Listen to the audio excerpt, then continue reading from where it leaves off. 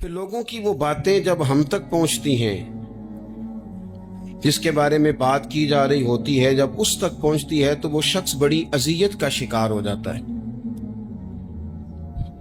وہ ذہنی تکلیف میں بھی آتا ہے، کرب میں بھی مبتلا ہوتا ہے، اور بعض اوقات خدا معاف فرمائے تو بعض لوگوں میں مایوسی بھی پھیل جاتی ہے۔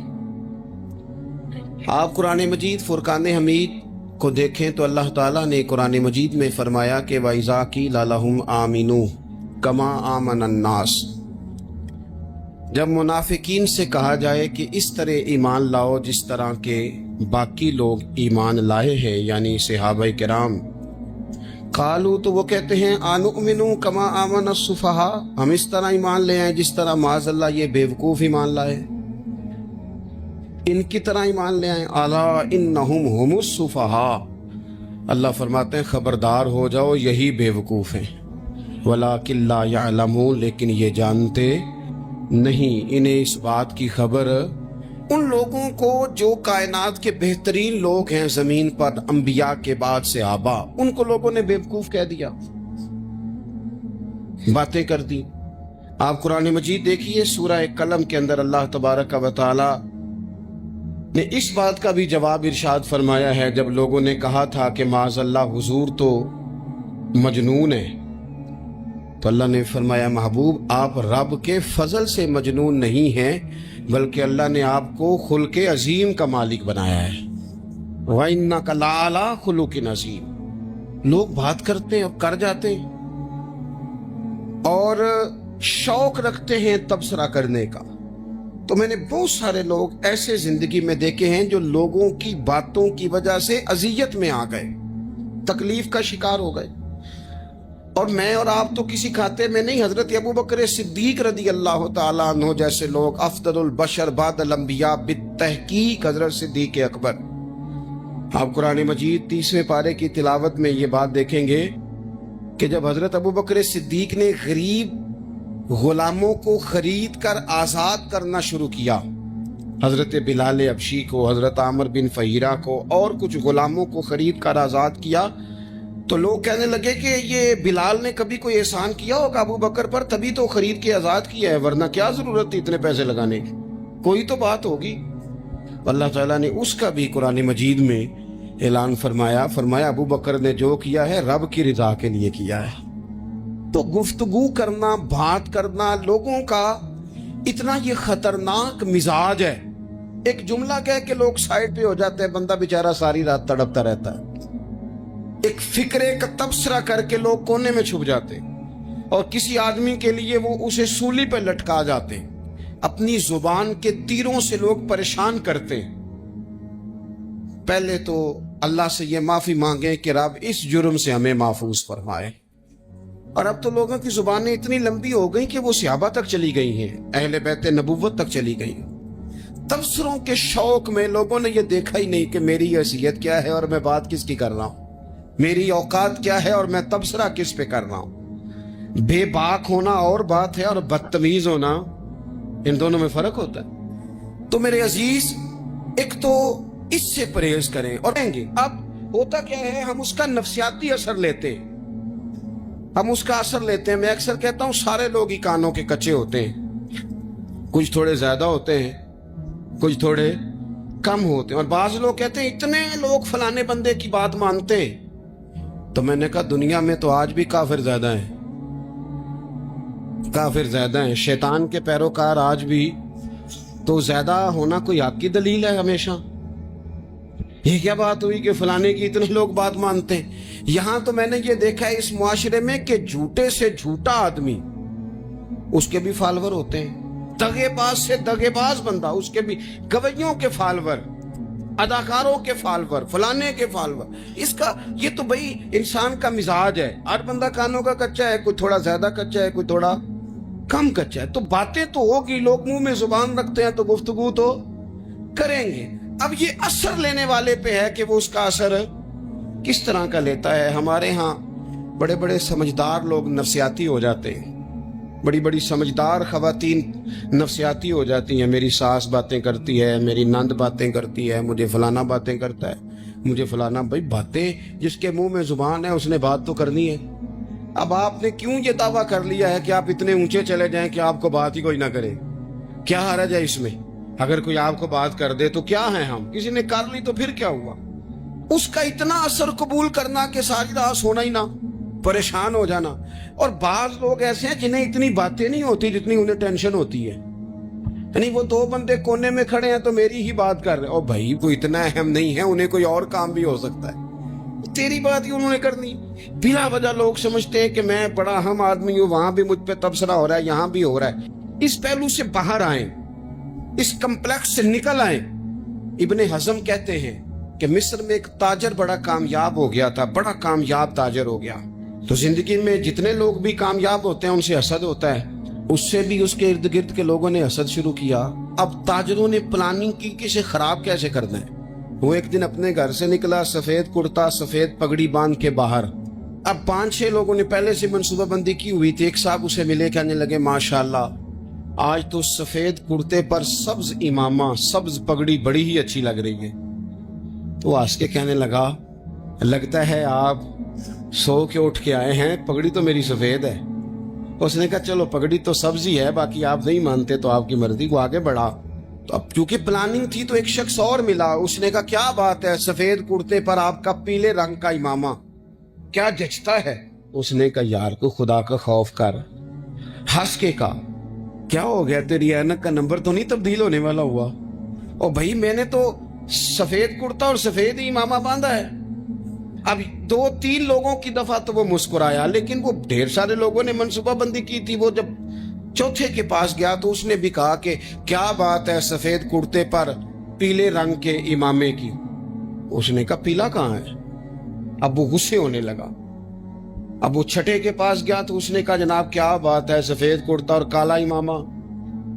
अब वो गुस्से में इतना बावला हुआ कि पहले हंसा फिर रोया, फिर उसे समझ ना आई कि दुकान का ताला किस चाबी से मैंने खोलना है। बस वो शाम हुई तो उस बेचारे को बच्चों ने रोड़े मारने शुरू कर दिए। वो इतनी तकलीफ में आ गया कि लोग उसे पागल कहने लगे। क्यों? इसलिए कि लोग मंसूबाबंदी, अफवाह थी ना कि मेरी तबीयत खराब है, तो लोगों ने हाल पूछ पूछ कर बीमार कर दिया। लोगों की बातें, लोगों के तबसरे, लोगों के कमेंट्स। बोले इमाम शाफी। इमाम शाफी फरमाने लगे लोगों की बातें पत्थरों की तरह होती हैं, ये रोड़ों की तरह होती हैं। अगर इन्हें कमर के ऊपर रख लोगे ना तो ये तुम्हारी कमर तोड़ देंगी, और अगर तुम इनको अपने पैरों के नीचे रख लोगे तो तुम्हारा कद ऊंचा हो जाएगा। बस दुनिया में वो लोग परेशान होते हैं जो लोगों की बातों को कंधों पर सवार कर लेते, जो पैरों के नीचे रखे, जो पांवों के नीचे रखे उनका कद। वो पुराने जमाने में ना आरफ रूमी रहमतुल्लाह अलैह फरमाते कि एक बैल गाय गिर गई थी कुएं के अंदर। तो अब वो लोग उसको निकाल तो नहीं सकते थे, तो उन्होंने इस तरह किया कि मिट्टी डालनी शुरू कर दी कि अब बदबू आएगी, परेशानी होगी, तो इसको बंद कर देते हैं अंदर ही कुएं को। कुआं नई जगह पे खोद लेते हैं। उन्होंने जब उसके अंदर मिट्टी डाली ना तो वो गाय जो थी वो मिट्टी झाड़ के तो मिट्टी के ऊपर आ गई। उन्होंने फिर मिट्टी डाली तो वो थोड़ी और ऊपर आ गई, और मिट्टी डाली तो और वो मिट्टी डालते गए और गाय वहां से कुएं से बाहर आ गई। लोगों ने दफन करना चाहा, वो बाहर निकल आई। और मेरे भाई लोग भी अपनी बातों में दफन करना चाहते हैं, लेकिन याद रखना जो चमकने वाले थे वो चमकते ही रहे। जिनको अल्लाह ने इज्जत दी थी उनकी खटाई कोई नहीं सका। इतनी इतनी लंबी जुबानें खोल के लोगों ने सहाबा के बारे में बातें की, बातें हो रही हैं। लोग जिनको दबाना चाहते थे, आज नहीं सूफिया की मुखालफत शुरू हुई, उनके जमाने में भी हुई, उनके दौर में उनके खिलाफ किताबें लिखी गई। लिखने वाले खुदा जाने कहाँ हैं, और दाता साहब हो रही है, ख्वाजा साहब हो रही है। हुजूर गौसे आजम के उनके जमाने में भी ऐसा नहीं हुआ कि बड़ी खुशी से लोगों ने आगे बढ़ के फूल डाले हो। उनके दौर में बाकायदा जत्थे तैयार हुए, जत्थे, और पूरा काम किया गया। और वैसे भी अगर कोई शख्स आपका मुखालिफ ही नहीं है तो फिर आपको चमकने का मजा कैसे आएगा? कोई तो मुखालिफ हो ना, कोई तो हो ना जो कोई बात करे। देखे ना, अगर अंधेरा ना हो, रात ना हो, तो बल्ब की कोई अहमियत रह जाएगी? ये चमकता ही तब है जब अंधेरा ज्यादा होता है। ہم کہتے ہیں اندھیرا ہو گیا ہو بھائی، تجھے چمکنے کا موقع دیا ہے اندھیرے نے، تجھے اس نے عروج دیا، تم دیے باد مخالف سے نہ گھبرا اے عقاب، یہ تو چلتی ہے تجھے اونچا اڑانے کے لیے، تو باتوں سے پریشان نہ ہو۔ میں نے کہا کہ اگر آپ باتوں کا پہاڑ بنا کے اوپر سوار ہو جائیں گے نا تو قد اونچا کریں گی باتیں۔ جو بندہ ڈسکس ہونے لگ جاتا ہے وہی تو مشہور ہوتا ہے، اسی کی تو بات ہوتی ہے۔ دیکھیں کیا ہوتا تھا بھلا مکے میں، کوئی بندہ باہر سے آتا تو ابو جال اسے کھڑا کر کے کہتا حضور کے پاس نہ جانا، تو کہتا پتہ تو کروں بھلا نبی پاک کے پاس کیا ہے، پتہ تو کروں بھلا حضور کے پاس کیا ہے۔ تو جن سے تعارف نہیں ہونا تھا وہ بھی تعارف کرا رہے تھے رسول پاک کا۔ تو اس لیے باتوں سے گھبرا جانا، ہاں ایک بات ہمیں کتاب و سنت میں ملتی ہے، اس پر ضرور غور کریں، تہمت والی جگہ سے بچیں، تہمت کا موقع نہ دیں۔ مطلب بلا وجہ ہی اپنے لیے بحث کا دروازہ کھولنا یہ درست نہیں ہے۔ اپنے لیے ہم نہ دروازے کھول لیتے ہیں بحث کے، مفت کی بحث ہو رہی ہے، فلانا بھی ڈسکس کر رہا ہے۔ کچھ چیزیں ایسی ہوتی ہیں جو سب کی سمجھ کی نہیں ہوتی، وہ سب کے سامنے ڈسکس کرنا ضروری نہیں ہوتا۔ حضرت سیدنا ابو ہریرہ رضی اللہ تعالیٰ عنہ فرمایا کرتے تھے، مجھے نبی پاک علیہ السلام نے علم کی 2 تھیلیاں دی ہیں، میں نے ایک کھولی ہے تمہارے سامنے، ایک کھولی ہے، دوسری نہیں کھولوں گا، اس لیے کہ ہر بندے کی بات اس کے ظرف کے مطابق کرنی چاہیے، تو موقع نہ دیں۔ نبی پاک صلی اللہ علیہ وسلم نے فرمایا، اس بندے نے اپنی، یہ بخاری میں موجود ہے، فرمایا اس نے اپنی عزت اور اپنی جان کو محفوظ کر لیا جو فتنے والی جگہ سے بچ گیا۔ جہاں تہمت لگ سکتی ہے اس جگہ سے بچے، جان بوجھ کے لوگوں کو موقع نہ دیں باتیں کرنے کا، جان بوجھ کے موقع نہ دیں۔ جامع ترمذی کے اندر حدیث موجود ہے، حضرت سیدنا عمر فاروق رضی اللہ تعالیٰ عنہ نے ایک موقع پر اجازت مانگی تھی نبی پاک صلی اللہ علیہ وسلم سے، عرض کیا یا رسول اللہ صلی اللہ علیہ وسلم مجھے آپ اجازت دے دیں، میں عبداللہ بن ابی سلول کی گردن اڑا دوں، یہ منافق بار بار آڑے آتا ہے، بار بار تکلیف دیتا ہے، آپ مجھے اجازت دیں میں اسے قتل کر دوں۔ تو اب وہ چونکہ کلمہ پڑھتا تھا، ساتھ تو رہتا ہی تھا نا، بہت سارے لوگ اسے مسلمان جانتے تھے، تو حضرت سیدنا عمر فاروق رضی اللہ تعالیٰ عنہ نے اجازت چاہی کہ یا رسول اللہ صلی اللہ علیہ وسلم اگر آپ مجھے اجازت دے دیں، یہ ترمذی میں موجود ہے، یعنی آپ اس جگہ سے بچیں جہاں تہمت لگ سکتی ہے، جہاں بلا وجہ کسی شخص کو شر پھیلانے کا موقع مل سکتا ہے۔ یا رسول اللہ مجھے اجازت دے میں عبداللہ بن ابی سلول کی گردن اڑا دوں۔ تو نبی پاک صلی اللہ علیہ وسلم نے فرمایا کہ عمر اگر میں تمہیں ایسا کرنے کی اجازت دوں گا تو لوگ کہیں گے کہ اب اپنے قریبیوں کو انہوں نے مروانا شروع کر دیا ہے، ساتھ والوں کو ہی مروانا شروع، لوگ تو اسے مسلمان سمجھتے ہیں۔ تہمت والی جگہ سے، بلکہ بخاری شریف میں اسی طرز کا ایک اور پیغام بھی ہمارے لیے موجود ہے۔ یہ جو حرم شریف آج ہمارے سامنے ہے نا، بیت اللہ شریف، اس میں ایک پیچھے مقام ہے جس کو حتیم کہا جاتا ہے، یہ خانہ کعبہ کا حصہ ہے۔ حضور صلی اللہ علیہ وسلم کے اعلان نبوت سے پہلے جب قریش مکہ نے اسے تعمیر کیا نا دوبارہ سے، تو انہوں نے چندے کا کوئی اس طرح کا مزاج بنایا تھا کہ اس بندے سے پیسے لینے ہیں جس کے بالکل ہی جائز ہو۔ اس ترتیب سے انہوں نے خانہ کعبہ کی تعمیر کی کہ پھر وہ ساری تعمیر نہ کر سکے، حتیم باہر رہ گیا۔ تو نبی پاک صلی اللہ علیہ وسلم نے ایک دن فرمایا، بخاری میں موجود ہے، حضور فرمانے لگے عائشہ اگر تمہاری قوم جاہلیت کے قریب نہ ہوتی، چونکہ ابھی قریب جاہلیت چھوٹی ہے نا، ابھی لوگوں نے کلمہ پڑھنا شروع کیا ہے، فرمایا اگر یہ جاہلیت کے قریب نہ ہوتے تو میں کعبے کو انہی بنیادوں پر دوبارہ بنا دیتا جن بنیادوں پر حضرت ابراہیم علیہ السلام نے بنایا تھا، لیکن چونکہ یہ جاہلیت کے قریب ہیں، ان کی سمجھ میں چیز نہیں آئے گی، یہ شک میں پڑ جائیں گے، پریشان ہو جائیں گے، لہذا میں یہ کام نہیں کرتا۔ بہت ساری چیزیں ایسی ہیں کہ جن کی وجہ سے بعض سادہ لوگ ابہام کا شکار ہوتے ہیں، ابہام کا۔ ہمارے علماء نے اس طرح کیا کہ بڑے طے کر کے عقائد کے عنوانات امت تک پہنچائے۔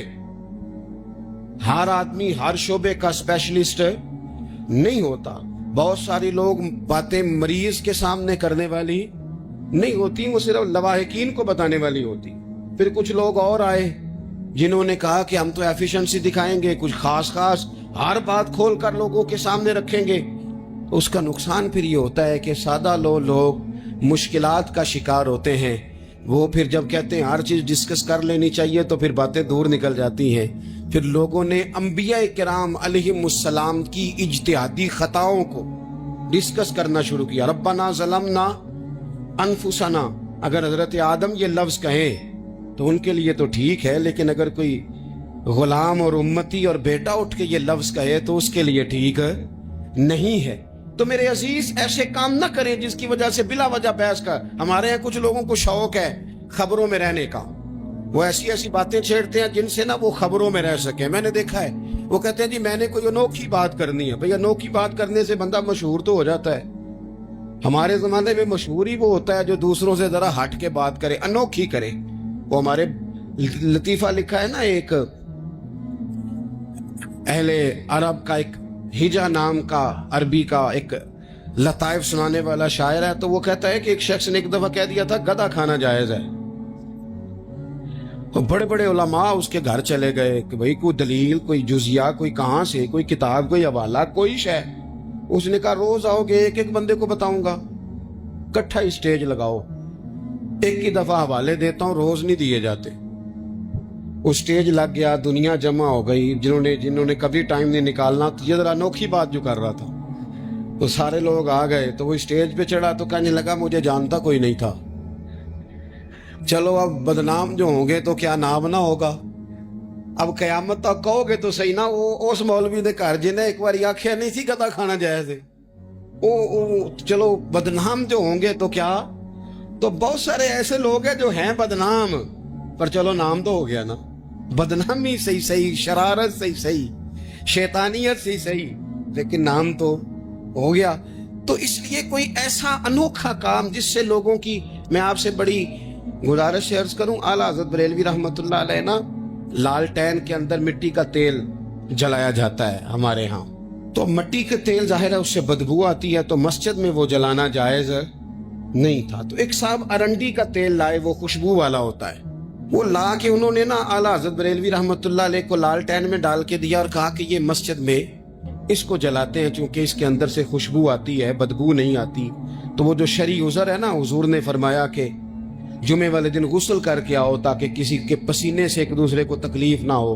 कच्चा लहसुन प्याज खा के मस्जिद आना इसलिए मना कर दिया गया कि मुंह की बदबू से तकलीफ हो।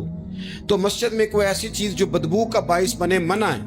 अब उन्होंने वो तेल ला के लालटेन में डाला जिससे खुशबू आती थी और लालटेन भी रोशन होती थी।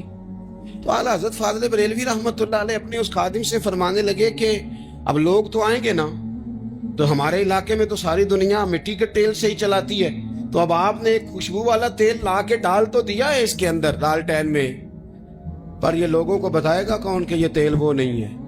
लोग तो यहाँ से देख के जाएंगे और जाके कहेंगे कि इतने बड़े आलिम की मस्जिद में अगर जल रहा है तो हम क्यों ना जलाएं। तो फरमाने लगे वो शख्स के हुजूर फिर हाल क्या है। फरमाने लगे आप फर्जों का सलाम फेर के दुआ से पहले लालटेन के पास खड़े हो जाएं और जो बंदा गुजरे उसे बताते जाएं कि ये मिट्टी का तेल नहीं, ये मिट्टी का तेल नहीं, ये मिट्टी का तेल।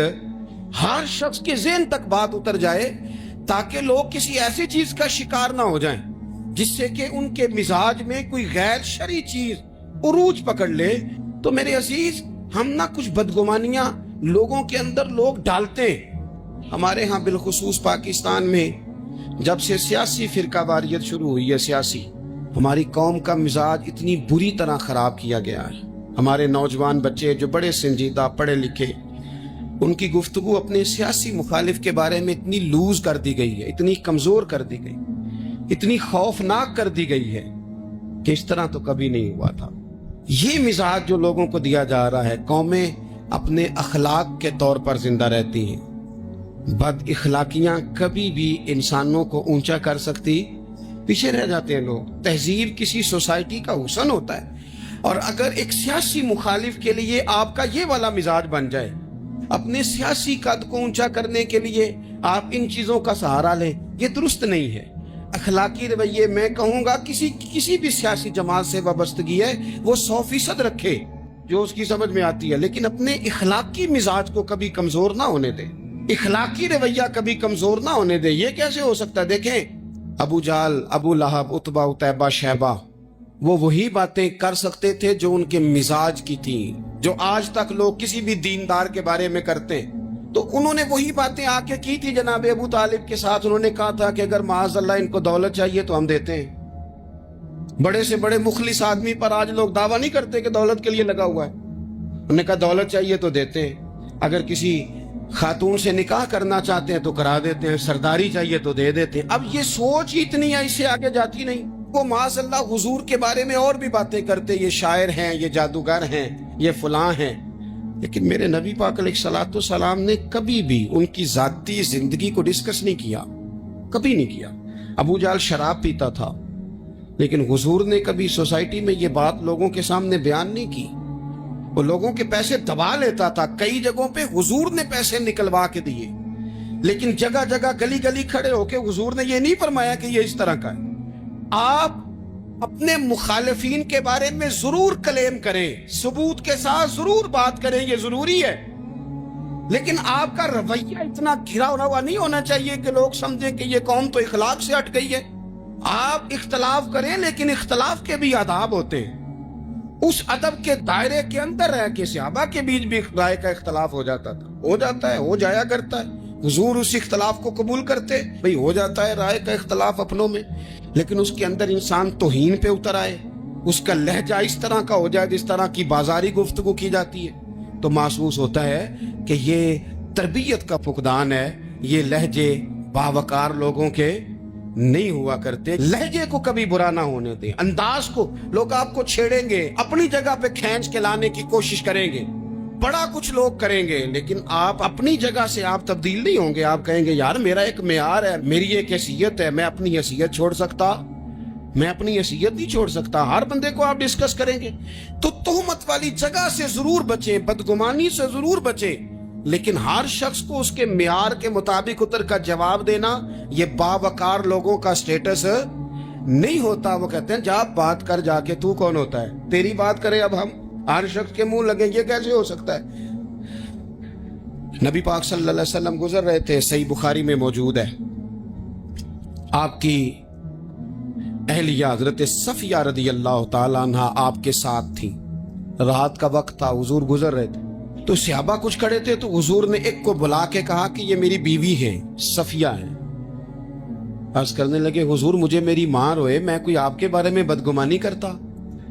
तो हुजूर ने जवाब में क्या कहा, महबूब फरमाने लगे जिस तरह रगों में खून गर्दश करता है ना, शैतान भी इसी तरह ही गर्दश करता है। गोया हुजूर बता रहे हैं किसी वक्त भी बदगुमानी पैदा कर देता। मैं तुम्हें बता रहा हूं कि अपनी अहलिया के साथ जा रहा हूं, मेरी बीवी है। कोशिश करें कि आप उस जगह से बचे जहां बातें हो रही हों। और इस पहलू पे तीसरी गुजारिश इस उन्वान पर यह है कि अगर किसी के बारे में बातें हो रही हों तो फटाफट उसका हिस्सा बनने की कोशिश न करें, बल्कि आपके पास जब तक कोई शरई सबूत नहीं है तब तक आप उस बात का हिस्सा न बने। हमारे यहाँ बात हो रही होती है तो दो चार बंदे दौड़ के ना अपना भी हिस्सा डालते, बल्कि मैं बड़ी जिम्मेदारी से ये बात अर्ज करूंगा, बात लंबी होती तब है जब को बंदा दरमियान में कह देता है ना नहीं तुझे तो थोड़ा पता है, थोड़ा मैं भी करता हूं। वो कई दफा वादा माफ गवाह बन जाता है, जाके दूसरों को खबर करता है उसने ये कहा है। हालांकि बंदा उससे पूछे कि अगर उन्होंने कहा था तो तू इतना सज्जन था तो वहां जवाब दे के क्यों नहीं आया, तुझे चाहिए था वहीं जवाब देता, वहीं जाके जवाब दे देता। एक बुजुर्ग की खिदमत में मैं एक दफा हाजिर था, एक बड़े आलिम थे, तो उनके पास आके एक शख्स ने कहा कि फलां आदमी आपके बारे में ये बात कर रहा था, तो वो हंस पड़े, फरमाने लगे फिर आप कहाँ थे? कहने लगे मैं वहीं था। फरमाने लगे मेरा और आपका रिश्ता किस तरह का है? कहने लगा जी मैं तो शागिर्द हूँ, इरादतमंद हूँ। तो फरमाने लगे फिर आप मेरे पास सवाल लेके आ गए हैं, आपने वहां जवाब कोई नहीं दिया। फरमाने लगे अब तू मेरे सामने बैठ, पहले इस सवाल का जवाब मैं तुझे दूं, पहले तुझे कायल करूं। अगर तू कायल होता ना तो फिर तू ये बात लेके मेरे पास ना आता, फिर तू वहां तू क्लियर कर आता। तेरे अंदर कजी है, तू बात का हिस्सा बना है, और मेरे नजदीक उससे बड़ा तू मुजरम है कि तूने बात को सुना है। वो तो कोई है और तू तो अपना था, तूने अपना होके ये बातें सुनी, तूने हाँ की, तू वहां बैठा रहा, तू अपना था। और हुजूर ने फरमाया मोहब्बत तो बंदे को अंधा बहरा और गूंगा कर देती है। जो किसे दाशक होवे उते गल उसे दी करदा है, 100 मकर बहाने करके ओदे ही मरने मरदा है। तूने सुन कैसे ली, तेरे कानों ने गवारा किया? पहले तो तू मुतमईन हो ना, तू अगर मुतमईन होता तो तू बात आगे वहीं जवाब दे के आता। तब तू ही गैर मुतमईन है तो मैं किसी और को क्या जवाब दूं?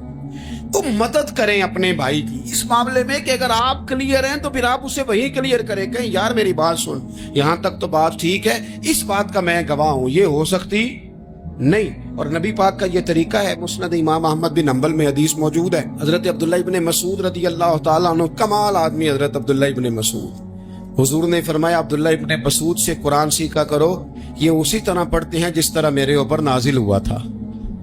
حضرت عبداللہ ابن مسعود کو نبی پاک علیہ السلام نے فرمایا درخت پہ چڑھ کے ذرا میرے لیے مسواک تو اتار دو۔